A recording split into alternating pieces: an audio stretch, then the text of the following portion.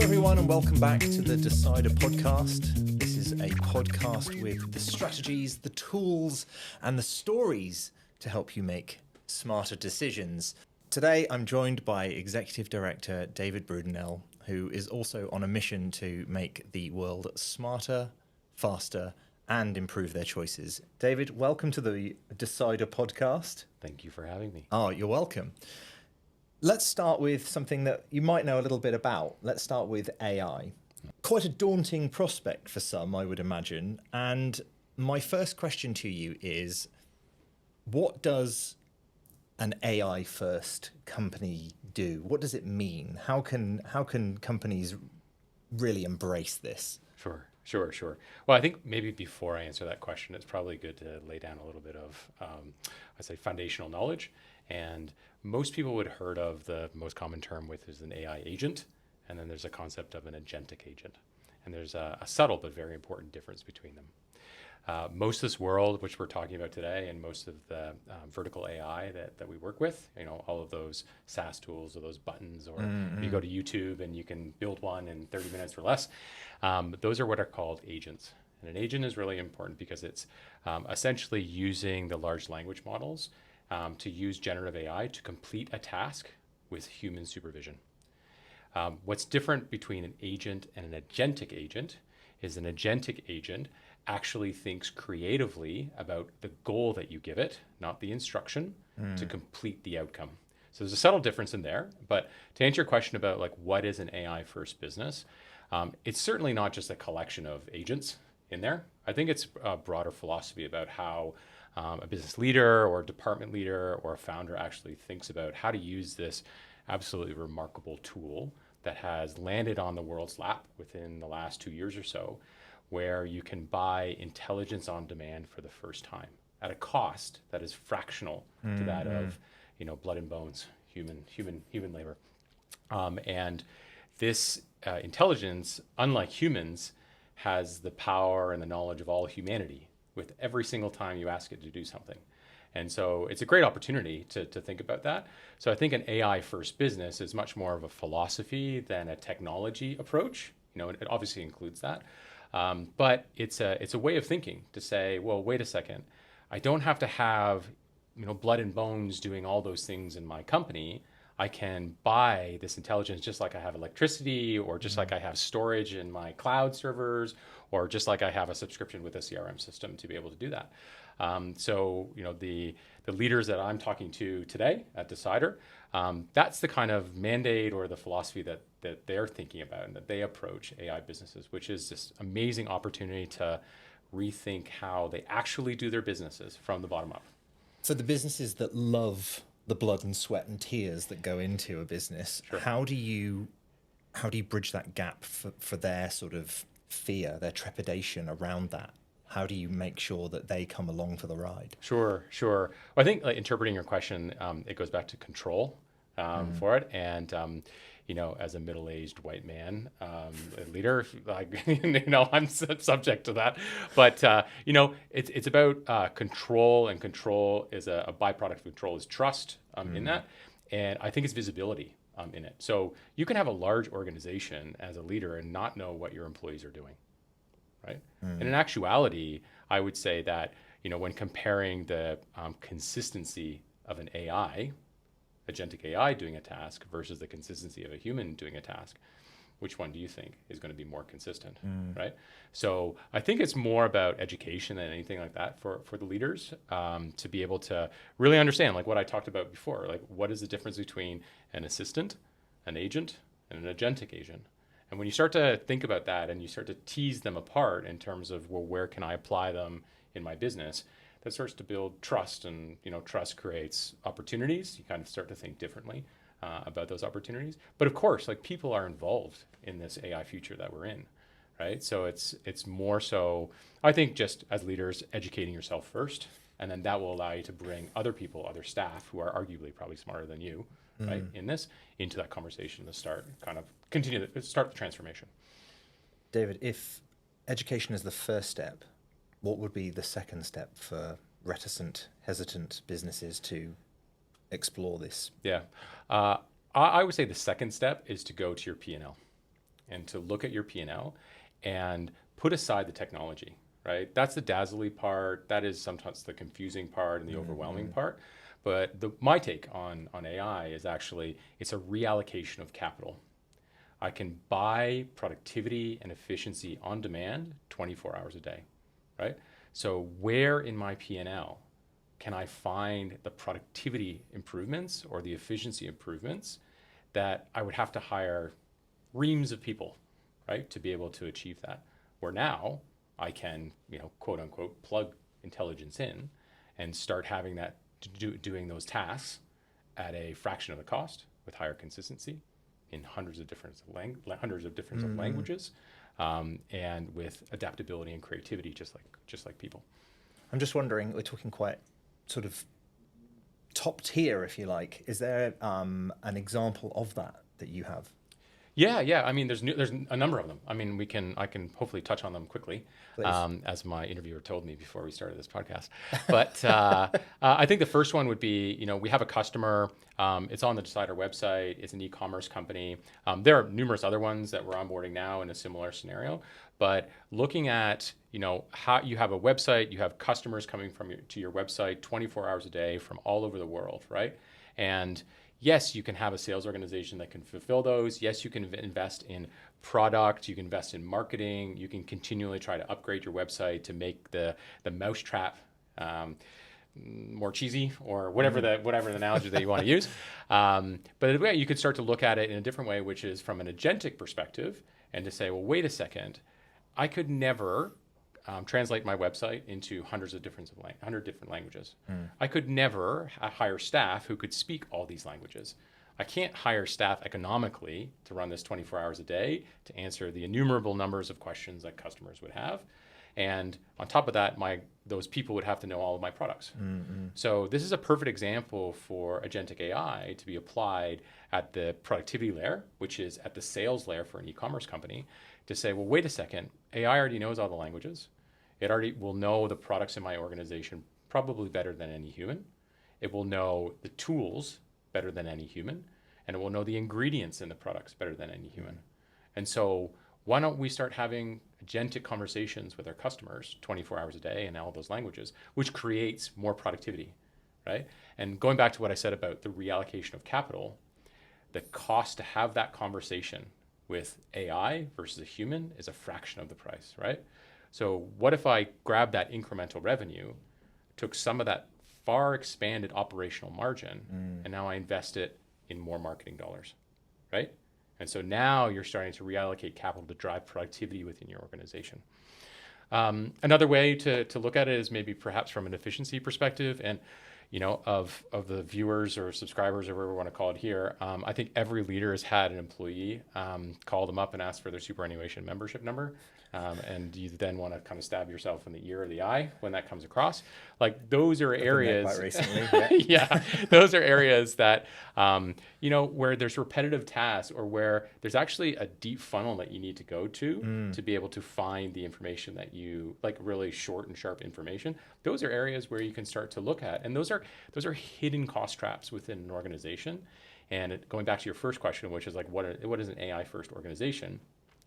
Increasing your knowledge, understanding your P&L, but then going the next subtle level down, which is like, where are all those hidden kind of cost traps and productivity opportunities, to then start to look at, okay, well, what would happen if I could talk to customers 24 hours a day in every single language? How would I think about my business, right? Or what if I had an internal tool where employees could largely answer safely, right, within the boundaries of their role, and the most common questions that they had, and they didn't have to go to finance or HR or their team leader or so on and so forth. So it's about efficiency. No, that's one part of it. Where I tell our customers, and where I believe is it's much more about productivity, right? I think efficiency is the kind of near-term knee-jerk reaction to AI. It's like, well, I can get AI to do that. Yeah, that's not really the point, right? AI is not omnipotent, right? It's pretty remarkable, but it is not super intelligence. Maybe we'll get there, but we're not there yet. We're not there yet. If Elon Musk doesn't buy OpenAI, as according to this morning, he's put in a bid, but we're not at ASI yet, or artificial superintelligence. So that means that AI is still fallible, right? And if you think about an organization, yes, you have software where you key in information into that software to get control to those, crazy founders that you were talking about before, and leaders. But in reality, like most of the workflows and tasks within an organization are hidden. They're in people's heads, right? In there. And that's where the true productivity gains are going. So yes, AI can help us take away a lot of the administrative baloney that we have in our lives. But my take on it and how I think about AI is much more, I don't subjugate it as an assistant. It's a teammate. Right? Yeah, that's a nice way of looking at it. And you have your team, just like you have a human team, right? Everyone has their roles. They have their areas of expertise. You rely on those people. You trust those people. They have targets and goals. That's like it's just AI, right? It's kind of the same motions and the same kung fu and the same kind of culture. The only differences of AI is probably got a better memory than a human. After drinks on Thursday, they're not as dusty and on a Friday morning.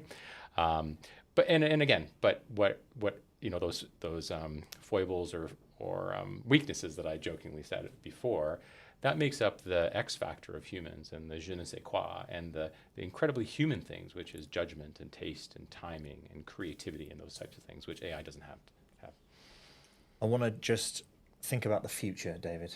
Okay. Going on. Let's go. You're in your time machine. You're in your DeLorean. Okay.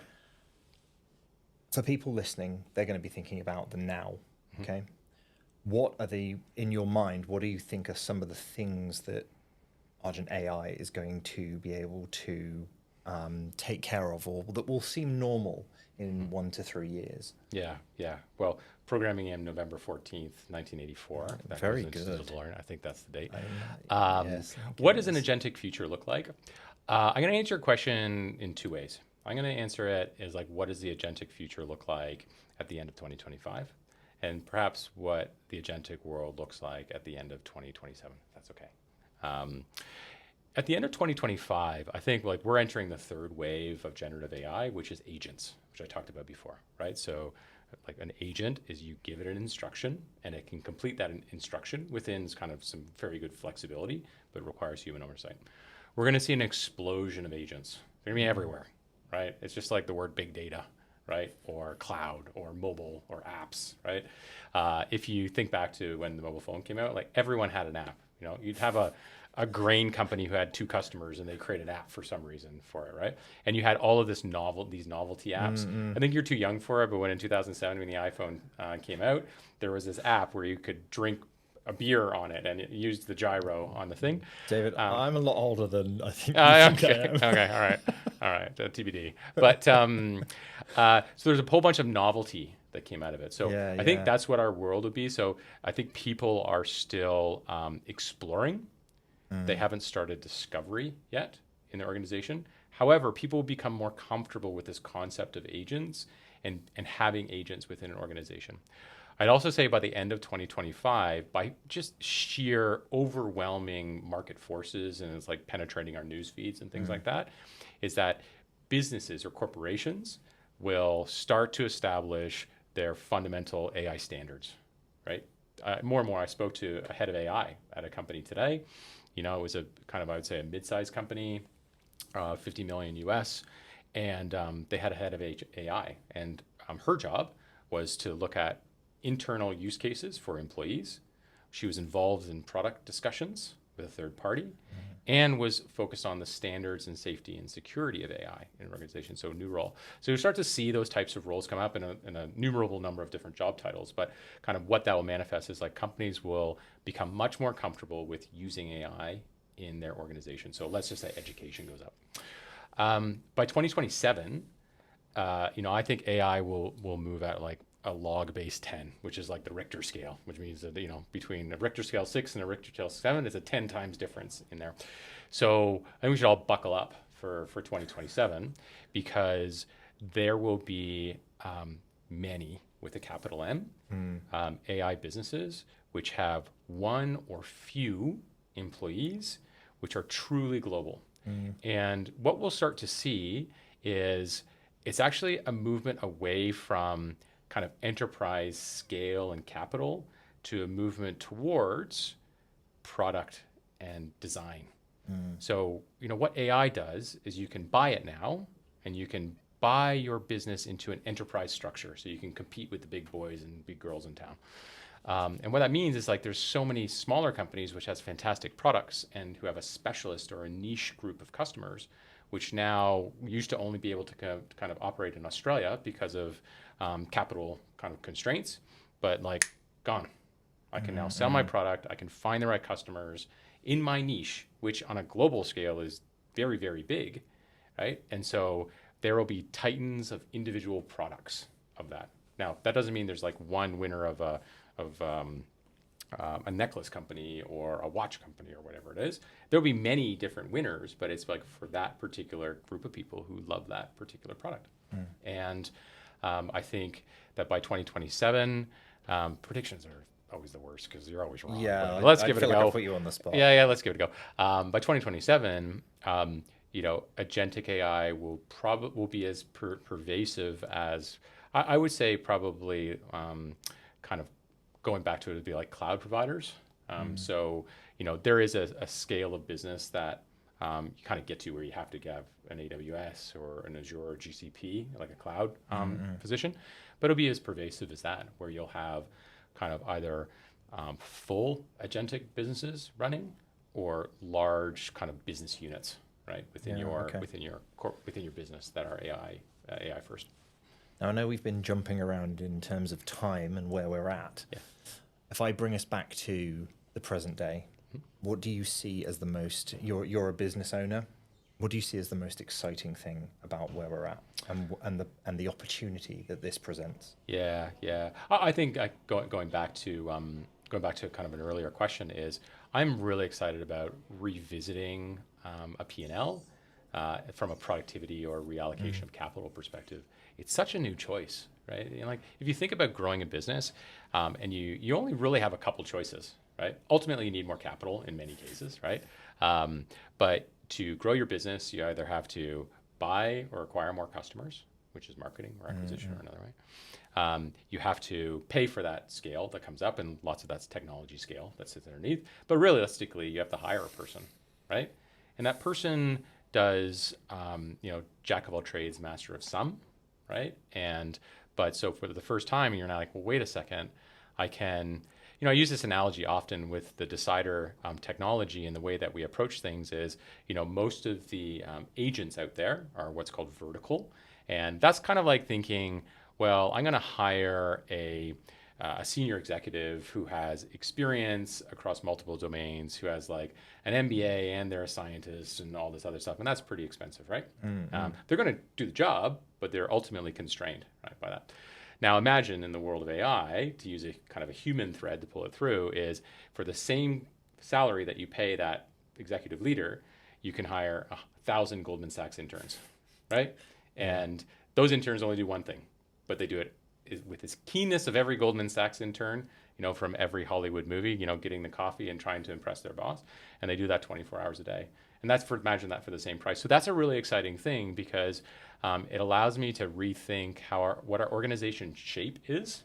And actually, that may increase our productivity and it may keep the same number of employees, but we have more time to invest into culture, more time to invest into product, like thinking about that, and more time to think about like who we are and what our aspirations as a company. And I'm pretty excited about that because like as a leader, I tell you, I'd love to be able to think about like aspirationally, like what we want to do.